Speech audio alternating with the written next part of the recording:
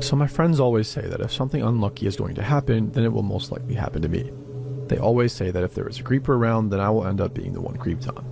Both of these statements seem to be true. I've been stalked multiple times, some ending pretty badly, and I have the worst luck imaginable. This story happened 3 years ago and I still have nightmares about it. My mother came to stay with me for a week, which I knew would be a nightmare. We can hardly stand to be in the same room as one another, so fighting is inevitable. On her 5th night here, we got into a heated debate about religion and somehow turned into a full-out screaming match. About an hour into the screaming, my apartment manager knocked on the door. Before I could even apologize, my mother jumps in and says that I had been threatening her. I was so shocked and appalled that it threw me into a mini panic attack. I grabbed my keys from the key rack by the door and took off. It wasn't the wisest thing to do, but I was so frazzled that I didn't know what else to do. I ended up sobbing my eyes out and just driving. This went on and off for about an hour and 70 miles. Driving has always calmed me down, so even after the tears subsided, I kept going. About another hour later, I saw an exit for a dam, which surprised me. I lived here for 2 years and I had no idea there was a dam anywhere close by. I decided to go take a look, even though it was 3 a.m. and pitch black. I still wasn't ready to head back and this seemed like a good distraction. It was another 30 miles on a desolate road before I finally reached the dam. It was hard to miss because it was the only light I had seen for those 30 miles. I crossed the dam and saw that there were a couple of turns leading to campsites. At this point, I also realized that there was a legit lake. Yeah, I know, dam equals lake, but I didn't really put the two together. I decided to flip around and go back to a little parking area I had seen near the dam. Once there, I parked and my night took a turn for the terrifying. I parked and proceeded to make one idiotic move after another. I rolled down one of my windows and could hear the sound of water hitting ashore, but in the light of my headlights, I couldn't see where it was coming from.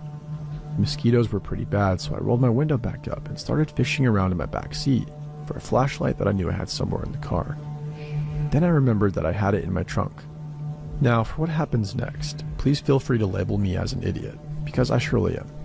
I popped the trunk, turned off my car, opened the door, stepped out, closed the door, got the flashlight, closed the trunk, went back to the door, and it was locked. My doors unlock when you open them, so I have no idea how the door became locked again, but it was, and like the moron that I am, I still had the key in the ignition.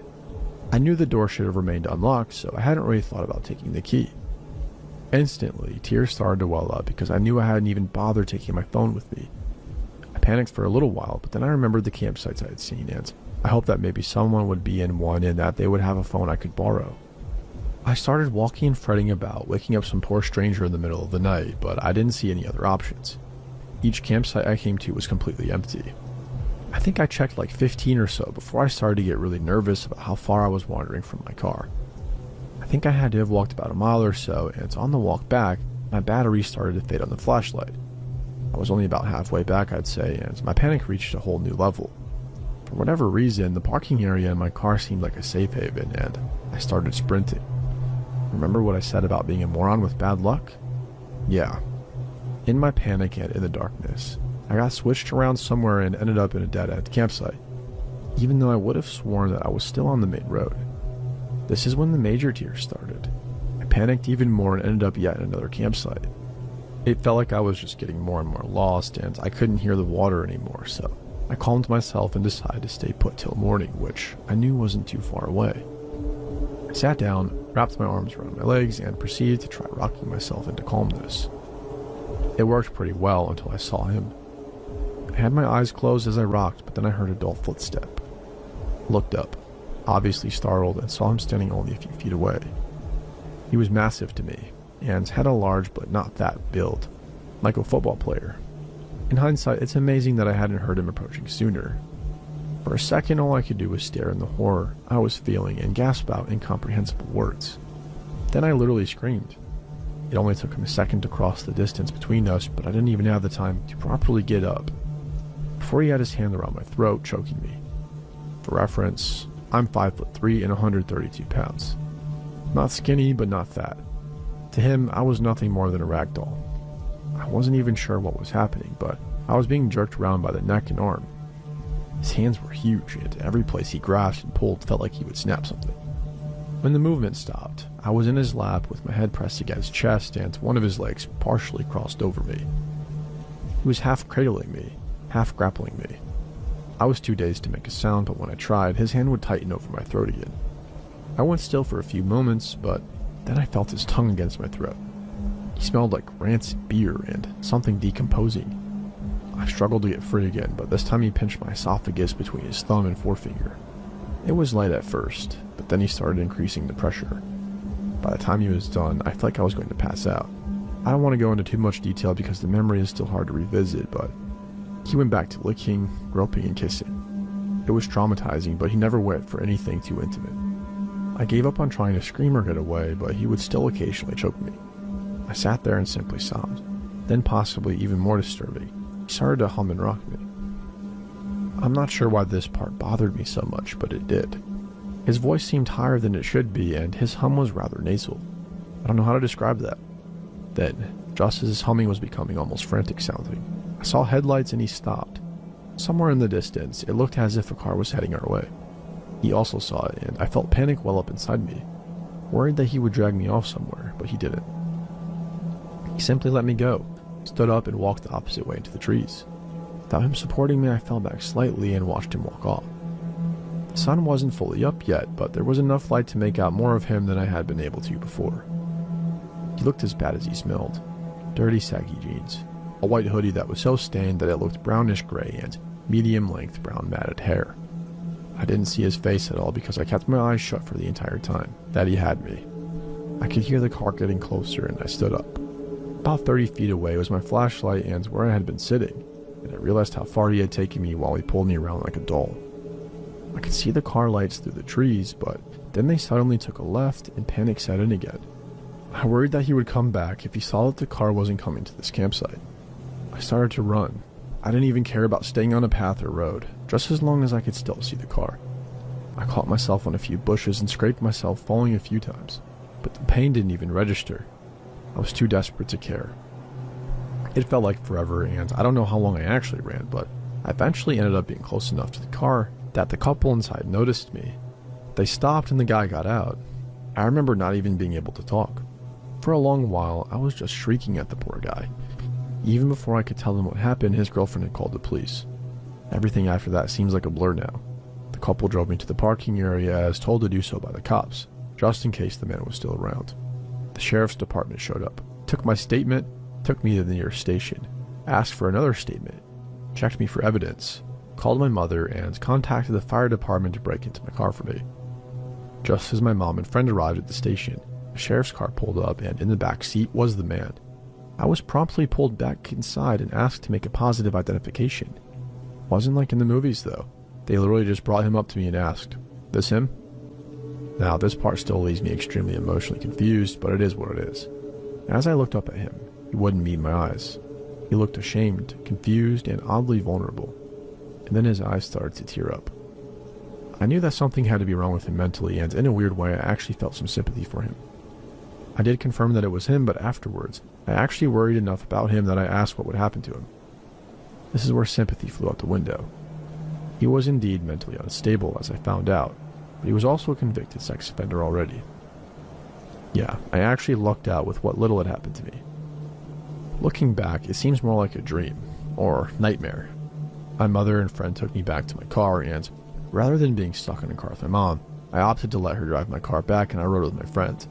The entire drive back, she kept drilling me for more information, but I couldn't bring myself to even talk about it. I still don't like talking about it, and I refuse to ever go camping again. I'm also extremely paranoid about always having my key on me when I step out of my car. Not a funny haha kind of paranoid, but literally is now a compulsion to check to make sure I have my key with me. I usually have to check like 3 times to satisfy myself.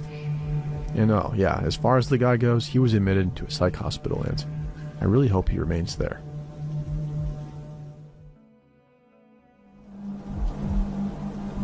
I want to start by saying I'm not someone who writes things like this on the internet. I'm in my late 40s and I barely use social media, and the only reason I'm posting this at all is because my daughter found a thread similar to this one and sent it to me and said, "Mom, you need to put your story here because people need to hear it." So here I am. Bear with me because I'm going to tell this the way I remember it, which is every single detail, because this is the kind of night that burns itself into you permanently. This was 2003. My kids were young. My son Marcus was 7 and my daughter Reese was 5. My husband Dale was still with us then. We were a young family and it was a Saturday afternoon in August in Central Florida, where we lived at the time. It was brutally hot the way Florida in August always is, and the kids had been cooped up inside all day and were climbing the walls. Dale suggested that we take them to Chuck E. Cheese for dinner as a treat. The kids lost their minds with excitement, so we loaded up the minivan and drove about 20 minutes to the nearest location and got there around 5 in the evening. If you've ever been to a Chuck E. Cheese in the early 2000s, you know exactly what it's like. Loud beyond all reason, flashing lights everywhere, sticky floors, and the smell of cheap pizza and that specific brand of chaos that only exists when you put 50 children in a room full of arcade games and tokens. We got our tokens, got a table, ordered pizza, and let the kids run loose the way you do. Dale and I sat at the table drinking sodas and taking turns walking around keeping an eye on Marcus and Reese. The man was already there when we arrived. I noticed him within the first 15 minutes, but didn't really think much of it initially. He was sitting alone at a table near the back. No food in front of him. No kids anywhere near him. Probably mid-40s. Thin and wearing a button-up shirt that seemed too formal for the setting. Just sitting there watching the room. I registered him the way you register something slightly out of place and then moved on. About 45 minutes in or so, Marcus came running up to our table and asked for more tokens. Gave him a handful and he ran back toward the games. I watched him go and noticed the man had moved. He was now standing near the ticket redemption counter, closer to where the kids were playing. Still alone, just watching. I mentioned it to Dale quietly. He looked over and shrugged and said the guy was probably waiting for someone. I nodded and told myself the same thing. Then the man walked over to our table. He stood at the edge of it and looked at me and then at Dale and smiled in this way that felt weird. And said something like, "Great kids you've got." I said thank you in that clipped way you do when you want someone to know the conversation is over. Dale nodded at him. The man didn't move for a moment, just stood there at the end of our table laughing, and then said he'd seen us come in and thought we looked like a really nice family, that he'd been watching us since we got there. I didn't say anything. Dale said, "Thanks, man," in a tone that meant please leave now. The man held that smile for another second and then walked away back toward his table. Dale and I looked at each other pretty creeped out. I said I wanted to leave. Dale said let's just finish the pizza and keep an eye on him. I agreed because the kids were happy and the pizza had just arrived, and I told myself I was overreacting. But the man kept moving. Every time I looked up, he was somewhere different and always closer to wherever Marcus and Reese were. At one point, I got up to take Reese to the bathroom, and when we came out, he was standing in the hallway near the bathroom entrance. He looked at Reese and said she was a pretty little girl. I put my hand on Reese's shoulder and walked past him without responding, and went straight back to Dale and told him we were leaving right now. Dale went and got Marcus while I started gathering our things. I looked over and the man was back at his table watching us pack up. When we were ready to go and started heading toward the exit, he stood up. I watched him over my shoulder as we walked out. He followed us to the entrance area, not rushing, just walking steadily behind us, and then stopped at the door and watched us through the glass as we crossed the parking lot. I told Dale he followed us to the door. Dale looked back and saw him standing there watching us through the glass, and his jaw tightened, and he told me to get the kids to the car while he went back in to speak to a manager. I said, "Please just come to the car and we'll call someone from there." He listened and we all walked to the minivan together. It was parked toward the back of the lot, not far, maybe 60 feet or so from the entrance. I had the keys and I clicked the unlock button when we were about 20 feet away, and the lights flashed. Marcus ran ahead the way kids do and grabbed the handle of the sliding door and yanked it open and climbed in. What happened next took about 3 seconds, and I have replayed it thousands of times. Marcus screamed. Not the way a kid screams when they're startled or playing, the way a child screams when something is truly wrong. Dale was at the side door in an instant, and I grabbed Reese and pulled her back away from the car. The man from inside was in the back row of our minivan. I do not know how long he had been in there, and I do not know how he got in there because I am certain I locked that car when we arrived. He was crouched in the back seat and he had a machete across his lap. What happened next? I'm not going to describe in full detail because I have children who may one day read this, and because some of it I still can't fully put into words. Dale grabbed Marcus out of the car and pushed him toward me, and I ran with both kids to the entrance of the Chuck E. Cheese, screaming for someone to call 911. A staff member got us inside and locked the door, and someone called the police. Dale did not come with us. He spent 4 days in the hospital. 2 surgeries. He has a scar that runs from his left shoulder down across his back that he will have for the rest of his life. He does not talk about those few minutes in the parking lot, and I have never pushed him to. What I know is that when the police arrived, they found the man on the ground next to the minivan, and Dale was the one who had put him there. The machete was on the asphalt. The man was arrested that night. It came out during the process that followed that he had a history of incidents like this, that he had been known to police in 2 other counties, and that he had targeted families before. A family in a public place full of children on a Saturday night. I've never fully understood what his intentions were, and I'm not sure I really want to. My kids are now young adults. Neither of them has been inside a Chuck E. Cheese since that night, and neither has Dale, and neither have I. Marcus told me a few years ago that he still has a hard time in loud, crowded places. Something about the noise and the flashing lights puts him on edge in a way he can't really explain to people who weren't there. I know exactly what he means. I noticed that man within 15 minutes of arriving. I pointed him out to my husband. I watched him move around that building for over an hour, getting closer and closer to my children, and I still almost didn't leave in time. That's the thing nobody tells you about situations like this. Your instincts are usually right. The problem is that every reasonable part of your brain is working against them, telling you you're overreacting, that it's a public place and that nothing bad happens in a Chuck E. Cheese on a Saturday night. Trust the feeling and leave.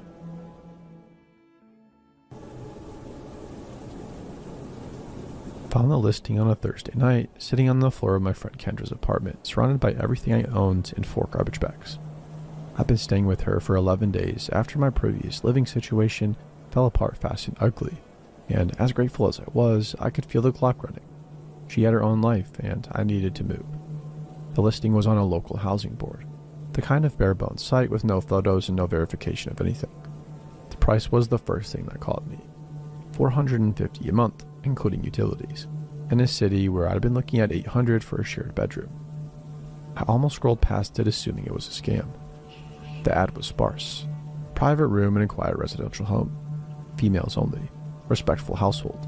Serious inquiries only. A list of rules about guests and noise were longer than the rest of the ad combined. No photos. I emailed anyway because $450 is $450. He responded within minutes. Said his name was Gerald.